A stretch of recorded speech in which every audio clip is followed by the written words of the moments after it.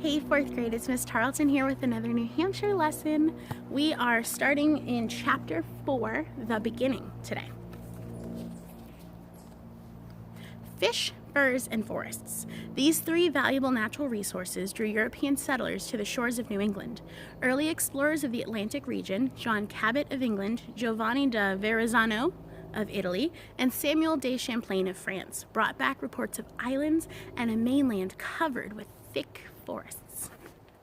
By the late 1500s, fishermen from several European nations were reaping a bountiful harvest from the waters along the shores of present-day Massachusetts to Newfoundland.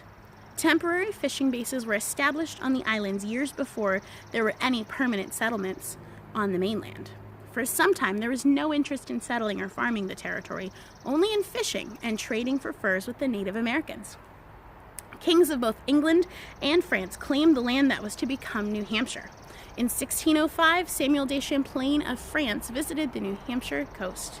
Over the next few years, he mapped the coasts of Maine, New Hampshire, Massachusetts, including the inlets, harbors, headlands, and islands. A few years later, English Captain John Smith was hired to explore and map the same territory for the Northern Virginia Company, which was backed by English investors. He published a description of the area, which he named New England.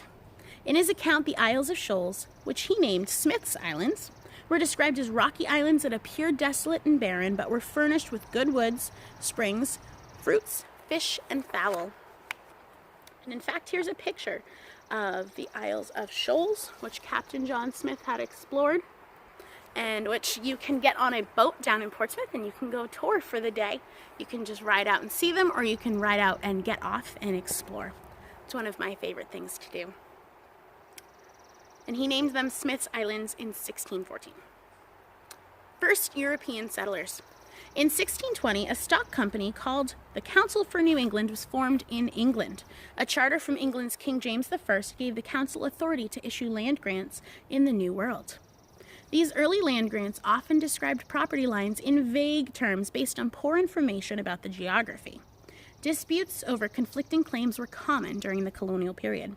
One such grant, a huge, imprecisely defined piece of land in present-day New Hampshire and Maine, was given to English merchants John Mason and Sir Ferdinando Gorges in 1622.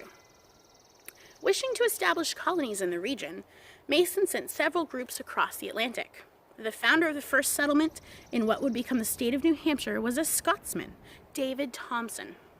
In 1623, he sailed from Plymouth, England, with a small group of colonists.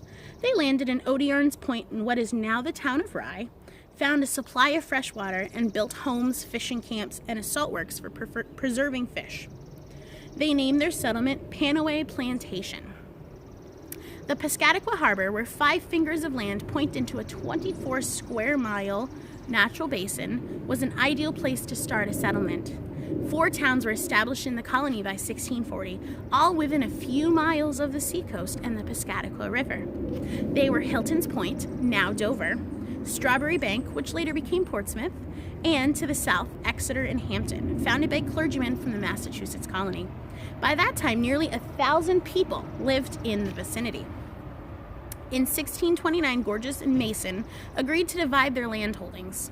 Mason named his portion, the land that lay between the Merrimack and Piscataqua rivers, in honor of his home county of Hampshire, England. He had never laid eyes on New Hampshire, however, for he died without ever coming to America. The attitudes and goals of the first New Hampshire colonists were quite different from those who settled the Plymouth and Massachusetts Bay colonies. For the most part, the New Hampshire colonists were motivated not by a desire for religious freedom. They came to seek their fortunes. In 1641, the 4 New Hampshire towns, unable to form a system of centralized government agreeable to all, put themselves under the jurisdiction of the Massachusetts Bay Colony. New Hampshire remained a part of Massachusetts until 1679, when England's King Charles II made it a separate royal province. Fishing, farming, and fur trapping. Most of the early settlers of the New World were farmers, or at least grew some of their own food, but several other occupations were particularly important to the growth of the New Hampshire region. The volume of fish caught in New Hampshire waters was never as great as the large quantities netted off the shores of Massachusetts and Newfoundland. Fishing was, nevertheless, a mainstay of the colony's economy for a long time. People back in England were eager to buy all the fish the colonists could supply. Fur trading, on the other hand, was not as successful as the traders and investors originally had hoped. For a number of years, beaver pelts were much sought after because hats made of beaver fur were all the rage in Europe. Both European trappers and the Native Americans with whom they traded hunted and killed beavers until they were nearly wiped out.